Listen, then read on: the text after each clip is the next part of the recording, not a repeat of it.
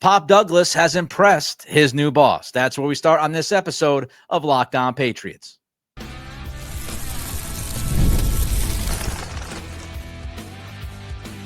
You are Locked On Patriots, your daily New England Patriots podcast. Part of the Locked On Podcast Network, your team every day. What's up, Patriots fans? I am your host, Nick Cattles, born and raised in New England, your New England Patriots expert, host of the Everything Pats podcast, co-host of the Greg Bedard Patriots podcast with Nick Cattles, and also a sports talk show host veteran. On today's episode, 3 players that wish they could have a redo of early camp and 3 players that opened up a lot of eyes. But first, Pop Douglas showed out. We appreciate you joining the show, making us your first listen, and for being an everydayer. The Locked On Patriots podcast is a proud partner of the Locked On Podcast Network, your team every day. And as a reminder, we're going 3 days a week, Monday, Wednesday, and Friday, until we get back to 5 shows a week. That begins again on Monday, July 14th. And another quick note for Patriots fans, just in case you missed this, Tom Brady's statue will be unveiled on August 8th prior to the Patriots Commanders preseason game at Gillette Stadium. Today's episode is brought to you by Gametime. Download the Gametime app, create an account, and use code LOCKEDONNFL for $20 off your first purchase. Let's talk Pop Douglas. Pop Douglas had a fantastic early camp, and he has made a case for being this team's most impactful wide receiver in 2025. Mike Vrabel was asked about Pop Douglas recently. And here's what Vrabel told the media about Douglas. Quote, "I love the person. I love his attitude. I love his spirit. He loves to practice. He loves to play this game. Love, love, love, love, love." 5 loves. I think he's gotten better. So I'm excited to see where he continues to be and continue to grow. That's some praise from your head coach. And what we've learned about Vrabel early on, he has no problem telling you exactly how he feels about a player. He has no problem telling you how he feels about the team and what they're doing and not doing, if they're progressing, if they're not progressing. Mike Vrabel did not have to sit there and use the word love 5 times when discussing Pop Douglas to the media. That is a choice by your head coach, and it's a choice because he obviously is impressed by Douglas. And I'm excited for Pop Douglas after reading what's going on here the past few weeks. I'm excited for his 2025. Let's just start with this idea. He has better support this season. He has a second-year quarterback. Drake May, developing, getting better. The chemistry should be better between he and Pop because this is year 2. So not only do you have Drake May's expected individual development, but you also have his relationship, his chemistry with Pop Douglas, I would have to imagine, developing and improving. And then Pop has his best offensive coordinator he's had in his NFL career. Josh McDaniels is obviously much better than Alex Van Pelt. I would choose McDaniels over Bill O'Brien as well. And the thing about McDaniels is that he is going to scheme some targets for Pop. He is going to scheme Pop open. Mike Giardi recently wrote this about McDaniels' offense and Douglas. Under Alex Van Pelt, the Pats were far too reliant on isolation routes. Generally, McDaniels will use motion or bunch formations to create easier releases for his pass catchers.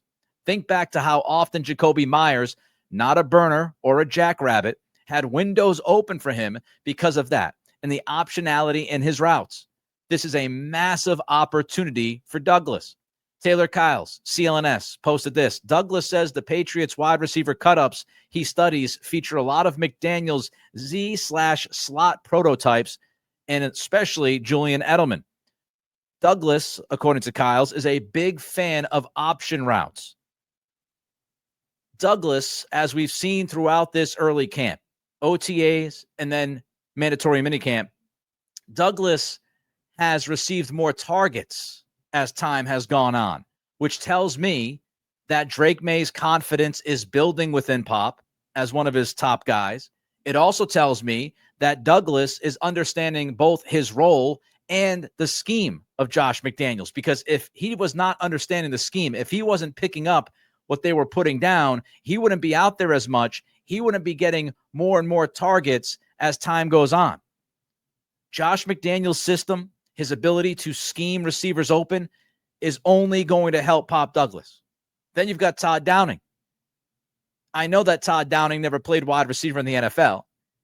I know he's been an offensive coordinator, but I would venture to guess that Downing is the best wide receivers coach that Pop has had in the NFL. When you go back to Troy Brown, who didn't do a great job, according to many, and then you go to last year and that disaster, Downing is an upgrade as a positional coach. And then the players alongside Pop Douglas. Stephon Diggs looks like he has a great chance of being there week 1 to start this season. A healthy Kendrick Bourne compared to a Kendrick Bourne coming back from an ACL tear, which took him more time to return from than it looks like Diggs is going to take. But now you've got a healthy Bourne. You've got Stephon Diggs. You've got Travion Henderson to help you out in the backfield. So this offensive talent overall, the skill positions, is better. It's not great, but it's better. And then we talk about things that Pop can control. Individual development. You look at his statistical progression from year 1 to year 2. In 2023 as a rookie, he played 14 games, had 79 targets, 49 catches, 561 yards, 0.0 touchdowns. Last year, 17 games, he had 87 targets, 66 receptions, 621 yards, and 3 touchdowns. There's untapped potential here. I mean, it's kind of crazy that you look at Pop's numbers last season, and he had only 8 more targets last year than he had in his rookie season, but yet he had 17 more receptions than his rookie season, 60 more yards, and 3 touchdowns compared to 0. That's a season that Pop can build on. So his individual growth should be there. We talk about players having that year 3 leap. This season is year 3 for Douglas. And I expect him to have a bump from year 2 to year 3. And by all accounts, he's healthy. We know he went through some stuff in his rookie season, some concussion stuff. And then, of course, he was benched for fumbling, which I thought was ridiculous at the time. Still feel like that was a ridiculous decision by the coaching staff. But he seems like he's healthy. Now, the last box I want to check here for you, talking about Pop Douglas, is his usage. Because Pop Douglas, from what the media has seen through OTAs and mandatory minicamp, he is diversifying his portfolio as a receiver in the NFL. What do I mean by that? He's being asked to do more, and he is doing more. Vrabel, part of the same quote I gave you earlier. He also said about Pop's versatility that they're moving him around, putting him in different places. He's picked up everything that we've asked him to do. The more he understands, the more we give him, unquote. Andrew Callahan wrote about Pop. The coaching staff seems intent on moving Douglas around the formation, an effort to weaponize his long speed as an outside receiver as much as his quickness from the slot. Callahan adds, so far, so good. Evan Lazar, if the spring is any indication, Pop is in for a featured role. Douglas looked at home working the slot routes, quickness inside to feast on matchups, out-leverage defenders. He was May's favorite receiver in the final 2 practices, according to Lazar. While the May to Douglas connection also had shades of the Pats quarterback working with current Colts wide receiver Josh Downs at North Carolina. And a lot of Patriots fans wished the Patriots would have drafted Josh Downs, wanted them to draft Downs coming out of UNC. So this is all great stuff. And I get excited when I read that Douglas is moving around the formation. He's not just being stuck in the slot. They're putting him from time to time on the outside. They're trying to utilize his explosiveness. We know that Josh McDaniels will get slot receivers open. We know that Josh McDaniels, as long as you know what you're doing out there, you're going to have production if you're playing the slot. But now you're telling me they're going to put him outside at least every once in a while? I think Pop has more potential when it comes to that explosiveness. Last year, he only averaged 9.4 yards per catch. That's not enough. So Pop Douglas has had a fantastic early camp. He's been moving around. He's been producing. He's gelling with Drake May, seemingly picking up Josh McDaniels' offense as McDaniels puts more down to learn. And I think as we get ready for training camp, we all better keep an eye on Pop because he just might end up being one of, if not the best wide receiver on this team for 2025 if this progression continues. Him or Diggs. Great start for Pop Douglas. All right, not everyone had a successful early camp season, however. That's coming up next as we continue with today's episode of Locked On Patriots, part of the Locked On Podcast Network, your team every day. There is nothing like the NBA playoffs. I don't know if you've been watching the finals between OKC and Indiana, but my goodness, the Pacers up 2-1. The intensity, the buzzer beaters, the fans losing their minds. It's the kind of atmosphere that you must experience live. And, of course, with the Celtics out of it, probably not going to get to an NBA game, but you can still check out some great atmosphere around here in Boston, including the Boston Red Sox big series this weekend against the New York Yankees. They've actually won some series recently, including the series in New York. And here's the thing about Game Time. You can see your exact view before you buy your tickets. No surprises. The app makes it ridiculously simple. 2 taps and you're done. You'll find great seats, great prices. And Game Time, as we get ready for the NFL season, makes scoring NFL tickets just as easy. The Game Time guarantee, your tickets are 100% authentic. Will arrive on time. You'll always get the best price. Take the guesswork out of buying tickets with Game Time. Download the Game Time app, create an account, use code LOCKEDONNFL for $20 off your first purchase.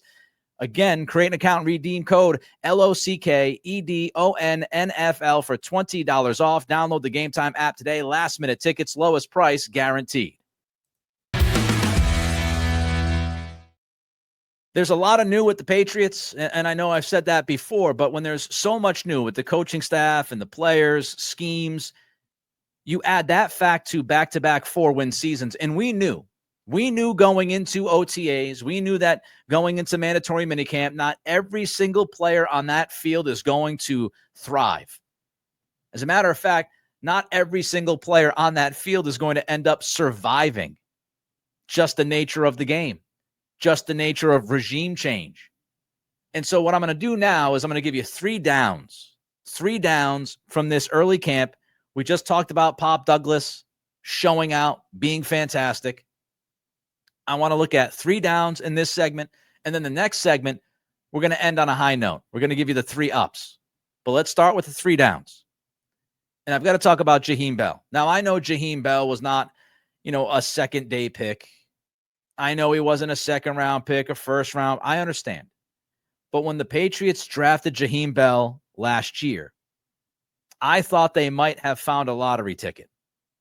When you watch Bell play in college, there were a lot of different things that he can do on the field.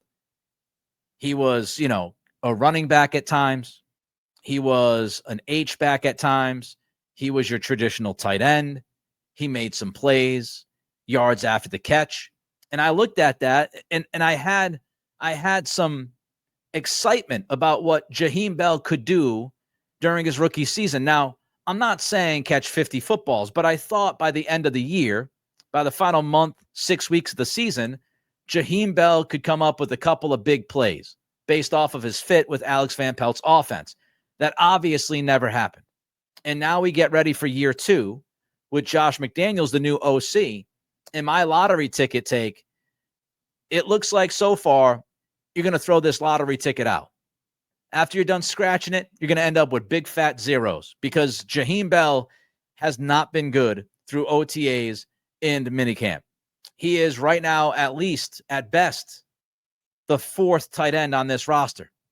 Jack Westover has actually gotten more snaps than him. Looks like he has leapfrogged Jaheim Bell. Bell has been hurt by multiple drops. So when he's been given opportunities, he's been given a chance to catch the football, he has dropped the football. Not what you're looking for.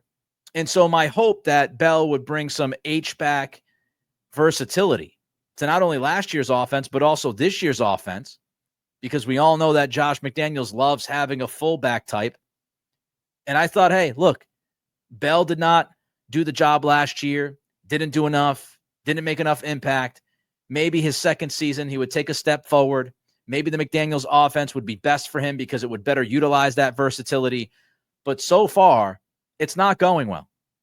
And so far, it looks like Jaheim Bell is on the outside looking in. to make this roster. Now, of course, things can change. We're only in the middle of June. We get to training camp. If Jaheim Bell ends up making some plays in training camp and has a couple of good joint practices, then we revisit this. But right now, in the middle of June, we're doing 3 down, and Bell is on that list. Here's somebody else from last year's draft, and you will catch the theme that we're going to work with here. Not only Bell, but Layden Robinson. Layden Robinson showed some flashes last year. People that know a lot more about offensive line play than I do, such as Greg Bedard and Evan Lazar, those guys had said, look, there's some potential here with Robinson, and Robinson could end up being a starting guard at some point.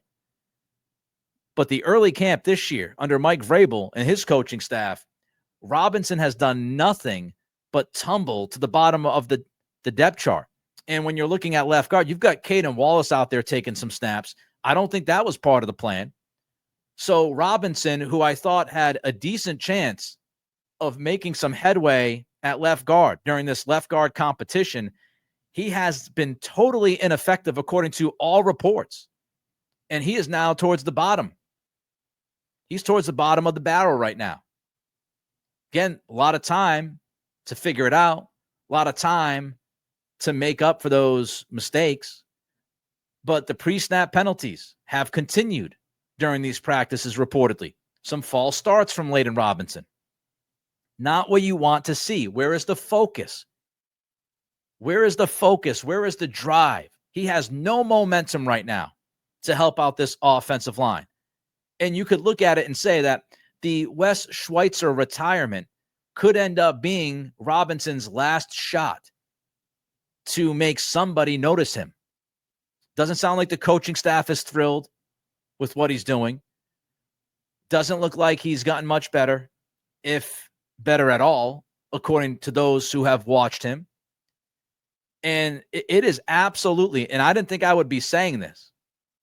I thought, not that he was a lock, but I thought he had a really good shot at making this roster. But I've got to tell you, where he's at right now, and these other offensive linemen that are leapfrogging him, and Jared Wilson's not even out there yet, and we know Jared Wilson's making the team.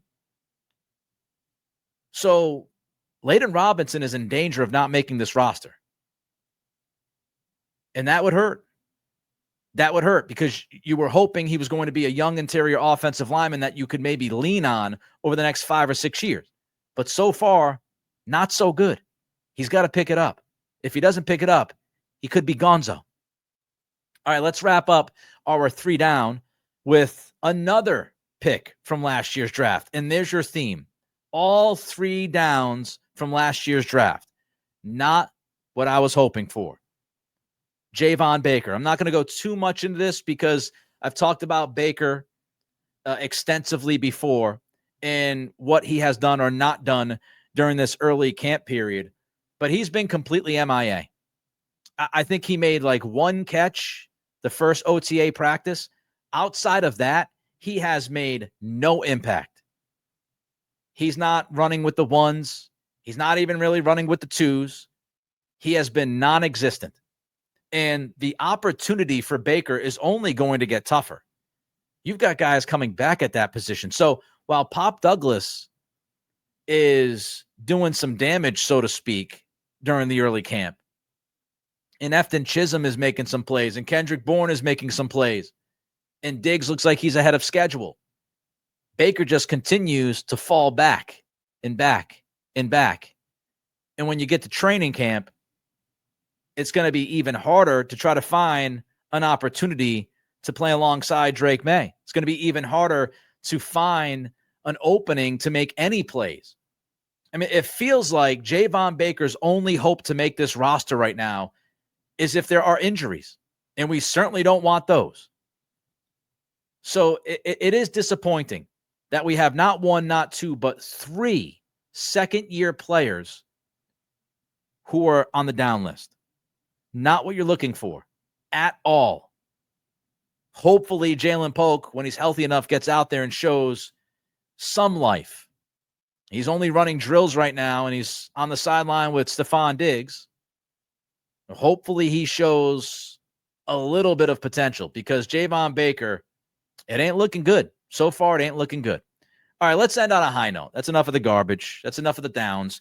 3 players not named Pop or Drake. So 3 players not named Pop or Drake that showed out early for the coaching staff. That's coming up next as we continue with today's episode of Locked On Patriots, part of the Locked On Podcast Network, your team every day.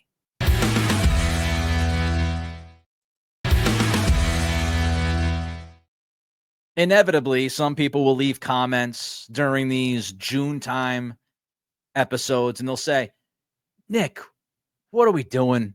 It's only OTAs. It's only minicamp. We can only talk about what's in front of us, folks. So I will agree with you. It's early.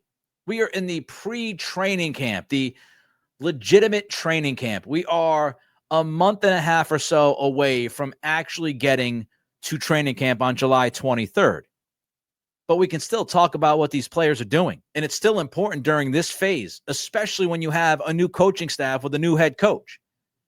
And Pop Douglas and Drake May are not the only show-offs. Even though it's early, you have other guys that are impressing this coaching staff and making plays. And I've got to tell you, as disappointed as I was talking last segment about 3 guys from last year's draft being on the downs list, there is some hope for the future here with the Patriots. Let's start with the stud, with the absolute bona fide stud, unequivocally the best player on the field, according to everybody that I have read, everybody that I have watched and listened to, and that's Christian Gonzalez. Christian Gonzalez has had a simply tremendous early camp. He looks like he's ready for week 1. He looked like he was ready for week 1. According to multiple reporters, he looked like he was ready for week 1 during the first OTA practice. This is somebody who's played only 20-ish NFL games.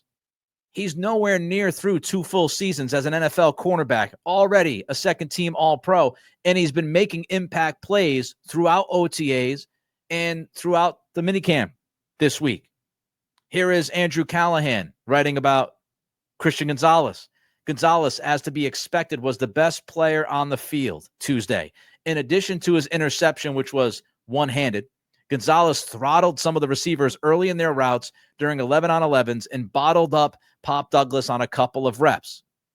And Greg Bedard, my friend at the Greg Bedard Patriots podcast with yours truly, he said this week during the pod that Gonzalez looks more physically imposing to him. Gonzalez has added some muscle. So when you combine Gonzalez's athleticism, his ability to make plays on the football, and now you're adding some muscle, you're adding some physicality so he can jam guys to the line of scrimmage, so he can bottle up receivers even more in different ways. I mean, you want to talk about somebody who has a ridiculous ceiling. You got to talk about Christian Gonzalez. And he's working with a better front 7. That's going to get more pressure on the quarterback, which is going to force the quarterback to get rid of the football quicker and make more mistakes. And that's when Gonzalez and Carlton Davis and others in that secondary can take advantage of those mistakes. When you look at Davis on the opposite side, and you've got Mike Vrabel and this coaching staff and his history with safeties and getting good production out of that position, that's all good news for Gonzalez. It's going to allow him to do what he does best, lock cats up. All right, let's get to the second guy. Let's talk about Keon White. Keon White, I keep seeing his name over and over and over again. From the beginning of OTAs through this week, he's been mentioned all over the place. And a few things that have jumped out to me when reading about Keon White and looking towards his role in 2025. The first thing is the utilization. How are they using him? And I talked about Pop Douglas in the first segment being moved around. He plays outside at times, plays a lot in the slot. Well, when you look at Keon White, the defensive coaching staff is moving White around. And now he's done some of that. But when you look at what beat writers are sharing with us, seems like he's not only moving around, but he's making impact in all of those spots. Back to my guy Callahan.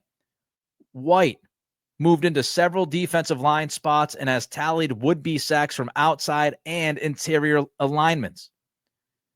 He's getting at the quarterback from the outside. He's getting at the quarterback from the inside. And a lot of people have been wondering over the first couple years of his career if he's a tweener. Does he really have a natural position? This coaching staff might just be the coaching staff that gets the most out of White's ability. And when we're talking about just raw athletic potential, man, oh man, he's got a ton of it. And that's when we bring Mike Smith into the conversation. Mike Smith just entered the chat. Now, of course, Smith, he's your outside linebackers coach. He is your pass rush specialist. And a lot of people talked him up this week. Here's what Vrabel had to say. Quote, Mike's a very good pass rush teacher. Excellent teacher that breaks film down, explains moves. He can cater to every play style and skill set. It's not one size fits all. I think the moves and the things that they do in individual translate to team. Here's what Keon White had to say about Mike Smith. I have a really good coach helping me. This is from Mike Reese. Coach Smith was telling me steps, alignment, things like that I haven't traditionally heard. So just that next step of having that coach behind me is really big for me. More from Keon White. It's helpful because it slows it down a little bit and trains me. He's doing a good job of saying, this is what you need to think of. This is your thought process. And then this is really the money-making quote regarding Mike Smith and his impact on White. White said, that's something I don't think I had before in what I was missing. I was training myself. I'm not going to lie. Now I feel like I have a coach, unquote. I was training myself. I'm not going to lie. Now, Keon gave some love to Bill Belichick. So I think this is more about the coaching staff last year than the coaching staff in 2023, even though Covington, of course, was D-line coach and then moved to defensive coordinator. So the main player was Covington for Keon White. But I think this is more about last year's staff. And I think that no doubt, Keon White, shot his shot across the bow towards last year's coaching staff. He obviously loves Mike Smith and the impact that Smith has had so far early in camp with him. And then we also talk about Terrell Williams, who is not at the facility just yet, but we know Williams' reputation and what he's done with defensive linemen. One of the most respected guys as a D-line coach. And then Keon White has Milton Williams and Christian Barmore to help him. Evan Lazar wrote, White is my biggest X factor for the defense. Fits well in an aggressive gaming front. We've talked about that before. White could blossom in this defense, especially playing off Barmore and Williams on the inside. You get that push on the inside from Barmore and Williams, two dudes that can eat and get after the quarterback. And then you've got White and Landry and Chason and maybe Swinson to do damage from the edge. Keon White's been really good. Last name, quick one, Craig Woodson. Just want to give him some love. And when you read about Craig Woodson, I've talked to Greg Bedard and others about Woodson, what they've seen at these practices. He's responsible at the right place, at the right time, which is not always the case with a rookie. He's made some plays on the football. He had 2 pass breakups during Tuesday's practice. He has not made a lot of mistakes, if any mistakes on the field. He's been really solid, and he's getting a lot of reps. So I've talked about Woodson a little bit over the past few weeks, but he had a really good early camp. And we all wondered, were the Patriots a little bit too much in love with Craig Woodson when they drafted him? And so far, from what we've seen through OTAs and minicamp, he's backing up. He's backing up that pick so far. Still a lot of time before we get to the season, but so far, Craig Woodson looks like he belongs. According to those that have watched him and you talk to him, sounds like he's got his head on straight, very smart guy, and he's getting reps. Now, some of those reps will change when Kyle Duggar comes back fully from that injury to his ankle. But Craig Woodson gives you some hope. All right, that wraps up this edition of Locked On Patriots. Reach out to me on Twitter at NickCRadio. Don't forget to throw a comment in on the YouTube channel. And don't forget to hit that like button and subscribe here on YouTube.